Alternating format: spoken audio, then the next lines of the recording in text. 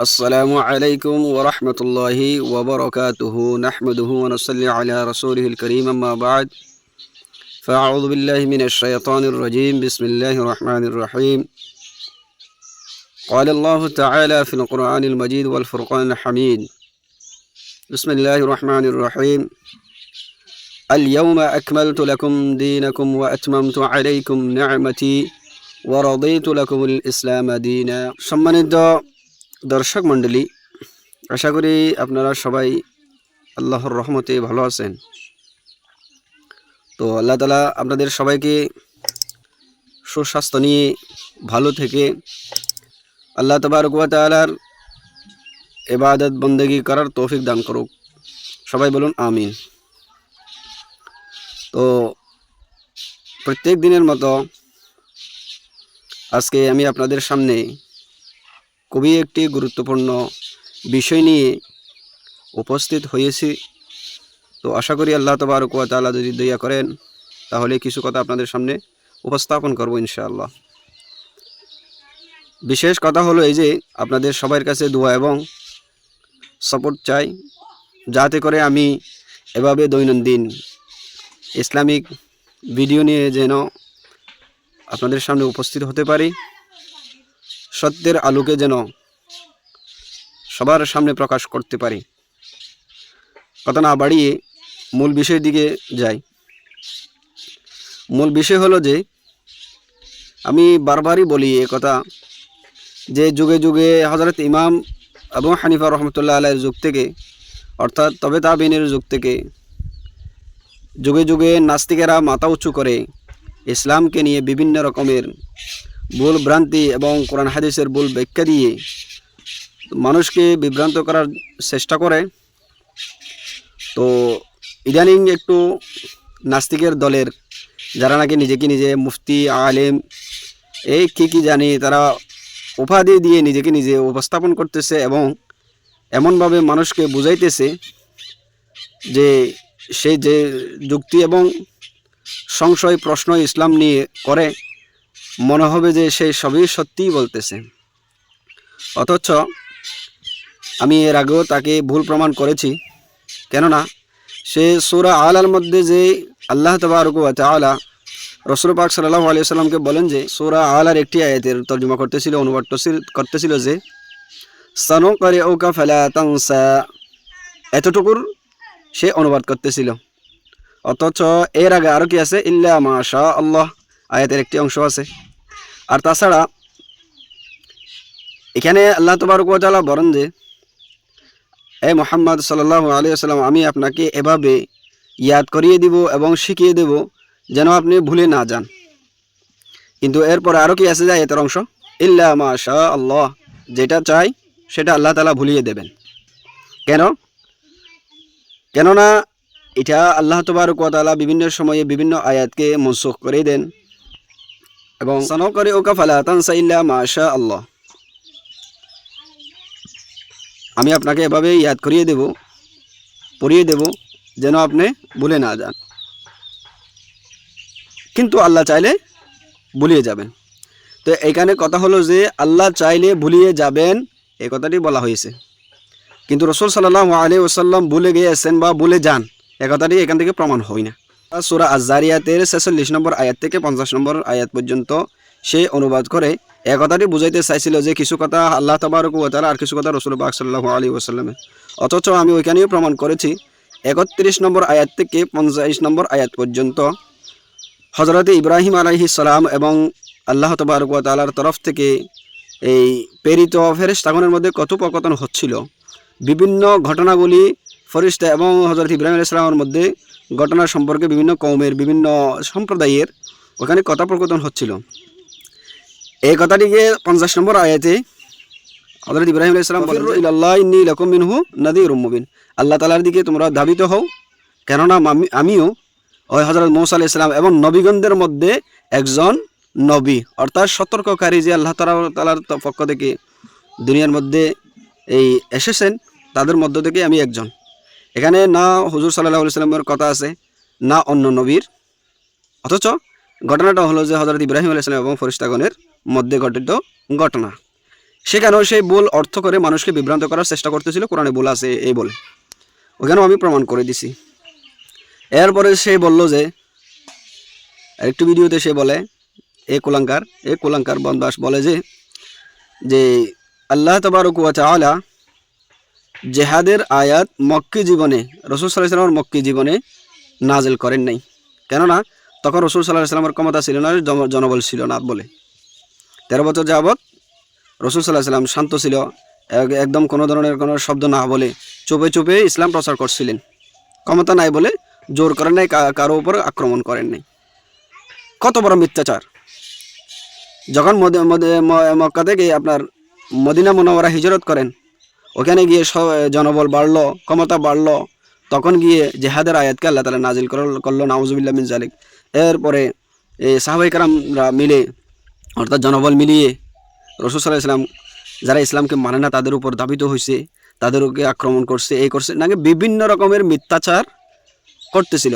অথচ ফাতায়ে মক্কা, যাকে মক্কা বিজয়ের এই সুবর্ণ সুযোগ এবং খুবই একটি এমন মুহূর্ত যে দুনিয়ার মধ্যে যে এর সাথে খুশির মুহূর্ত আর ছিল না। তৎকালীন সময়েও তখনও আল্লাহ রাসূল সাল্লাল্লাহু আলাইহি ওয়াসাল্লাম সবাইকে আম মাফি, অর্থাৎ সাধারণ ক্ষমা ঘোষণা করেন। মক্কা বিজয়ের পরও সাধারণ ঘোষণা করেন, সাধারণ ক্ষমা ঘোষণা করেন। তো এটা ইতিহাসের পণ্য লিখিত কথা, সবারই জানা কথা। তো এটাও ভুল প্রমাণ করলাম। এবং এছাড়া আরও বহু ঘটনা তার রয়েছে, সে উল্টো পাল্টো বলতেছিল, যেগুলোকে আমি ভুল প্রমাণ করেছি অথচ। এছাড়া এই আরেকটি ভিডিওতে তার বাস্তব জীবন এবং তার যে কতটুকু পড়ালেখা করছে, ইমরান বিন বশির যে নাস্তিক, সে কতটুকু পড়ালেখা করেছে এই বিষয় নিয়ে ইসলামী স্কলার মুফতি উসামা সাহেব উনি এক ভিডিওতে উনি বলেন যে এই যে ইমরান বিন বশির যেখানে পড়ালেখা করছে দাওরায়ে হাদিস পর্যন্ত, তার যে দাওরায়ে হাদিসের সার্টিফিকেট আছে, রেজাল্ট আছে, রেজাল্টটা দেখার নাকি উসামা সাহেবের সুযোগ হয়েছে। দেখেন যে ওইখানে উসামা সাহেব দেখেন যে একটা বিষয়ের মধ্যেও সে পাস করতে পারেনি, কোনো বিষয়ে সে পাস হতে পারেনি। 33 নম্বরও যদি পেত তাহলে সে পাস হয়ে যেত, অতটুকু নম্বর পর্যন্ত সে পায়নি। তাহলে আপনারা সবাই বুঝেন যে ও লেখাপড়া করছে কতটুকু, আর লেখাপড়াকে কোরআন এবং হাদিসকে কতটুকু বুঝতে পারছে। কারণ আমি আপনাদের সামনে এর আগেও বলেছিলাম, ভিডিওগুলো আপনার ইউটিউব থেকে ডিলিট হয়ে গেছে। তো বলছিলাম যে কোনো একটা বিষয় পরিপূর্ণভাবে যদি আপনি না বুঝেন, তাহলে আপনি ওই বিষয় নিয়ে কোনো ধরনের নিজের মতামত প্রকাশ করতে পারবেন না। ঘটনার শুরু থেকে শেষ পর্যন্ত বলতে হবে এবং বুঝতে হবে। যেমন নাকি আমার সাথে এই কারো বা আপনার সাথে কারো কথা কাটাকাটি হলো, আপনি একটা বিষয় নিয়ে কারোর সাথে কাটাকাটি করতেছেন, তাকে অনেকভাবে যুক্তি দিয়ে, দলিল দিয়ে, প্রমাণ দিয়ে বোঝানোর আপনি অনেক চেষ্টা করতেছিলেন, কিন্তু আপনার সামনের ব্যক্তিটা এই আপনার যুক্তি এবং দলিলকে বুঝতেও চাইতেছিল না। ঘটনাকে বোঝার কথা দূরে, সে কোনো ধরনের যুক্তি বা দলিলকে বুঝতেও চাইতেছিল না। এমতো অবস্থায় যে কথাগুলি আপনি বলতেছেন, সেই কথাগুলি আপনি একদম সত্যিই বলতেছেন, কিন্তু আপনার সামনে যে ব্যক্তি আছে সে বুঝতেও চাইতেছিল না। তখন অবস্থা আপনি কি করবেন বলেন তো? তেমনইভাবে যুগে যুগে যুগে যুগে যুগে যুগে আমাদের আকাবিরিন হাজরাত, আমাদের বুজুর্গ হাজরাত যুগে যুগে নাস্তিক এবং ইসলাম নিয়ে যারা কটূক্তি করে তাদেরকে বিভিন্ন ভাষায়, লিখিত ভাষায়, মোনাজারা ভাষায় এবং বিভিন্ন ধরনের পন্থা দিয়ে তাদেরকে বোঝানোর অনেক চেষ্টা করছিলেন, অনেক নাকচুবনি খাওয়াইছিলেন, তারপরেও তারা বুঝতে চায় না। এ আবার বলে আমাদেরকে আমাদের যুক্তিগুলা খণ্ডন করে শুনে আমাদেরকে সঠিক রূপে উত্তর দিতে হবে, না দিলে এরকম হবে সেরকম হবে। অথচ হাজারো উত্তর ওইখানে লিখিতভাবে এবং এই পঠিতভাবে অনেক যুক্তি তাদের জন্য রয়েছে, তারা এগুলা দেখে না এবং এগুলা বুঝে না। তাদের কাজ হলো যে মানুষকে বিভ্রান্ত করা, আর হুজুর সেজে, আলেম সেজে অনেক ধরনের মানুষকে বিভ্রান্ত করার জন্য, কোরআন হাদিসকে ভুল ব্যাখ্যা দেওয়ার জন্য চেষ্টা করতেছে। অথচ যেমনইভাবে আপনি একটি ঘটনা বোঝাবার চেষ্টা করতেছেন, আপনার সামনের ব্যক্তি বুঝতে চাইতেছিল না, তেমনইভাবে কোরআন এবং হাদিসকে যে নিজে না বুঝে অন্য কারো থেকে যদি বোঝার চেষ্টা করে, তখন যদি সে বোঝার চেষ্টা করে এবং বুঝতে চায়, তাহলে তো সে অবশ্যই বুঝবে। আর যদি সে বুঝতেও চায় না, তার যে যুক্তি আছে সেই যুক্তিকে ইসলামের সাথে তুলনা করার চেষ্টা করে, যুক্তি তো ইসলামের সাথে তো কোনো ধরনের তুলনা হয় না। ইসলাম পবিত্র ধর্ম, একদম একেবারে সঠিক ধর্ম। এটা আমি ভিডিওর শুরুতে কোরআন শরীফের আয়াতের অর্থ বলে দিই। আল্লাহ তাবারক ওয়া তাআলা বলেন যে পবিত্র কালামে, আল ইয়াউমা আকমালতু লাকুম দীনাকুম, আল্লাহ তাআলা বলেন যে আজকের দিন আমি আল্লাহ তাবারক ওয়া তাআলা দ্বীন ইসলামকে পরিপূর্ণ করে দিলাম তোমাদের জন্য। আল ইয়াউমা আকমালতু, আজকে আমি পরিপূর্ণ করে দিলাম, লাকুম দীনাকুম, তোমাদের জন্য দিনকে, ওয়া আতমামতু আলাইকুম নি'মাতি, আর আমার যে সমস্ত নেয়ামত সমূহ রয়েছে সেই নেয়ামত সমূহকে তোমাদের জন্য উন্মুক্ত করে দিলাম। ওয়া রাদিতু লাকুমুল ইসলাম দীনা, আর দ্বীনে ইসলামকে নিয়ে আমি সন্তুষ্ট। দ্বীনে ইসলাম ছাড়া অন্য কোনো ধর্মই আমার কাছে গ্রহণযোগ্য নয়। এটা আল্লাহ তাআলা কোরআন শরীফে বলে দিয়েছেন। বিভিন্ন আয়াতে বিভিন্ন রকমের আছে, ইন্না দ্বীনা ইনদাল্লাহিল ইসলাম। আল্লাহ তাআলা বলেন যে এই একমাত্র ধর্মই হলো যে ইসলাম, ইসলাম ছাড়া কোনো ধর্মই নাই।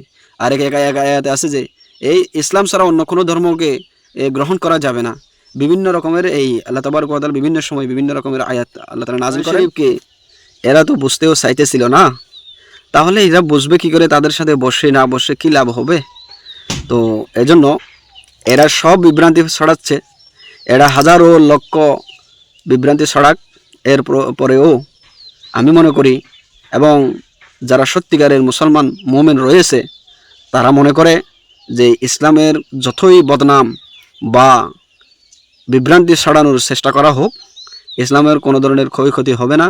এটা একমাত্র আল্লাহ তাআলার এই সন্তুষ্টমূলক ধর্ম, পরিপূর্ণ ধর্ম।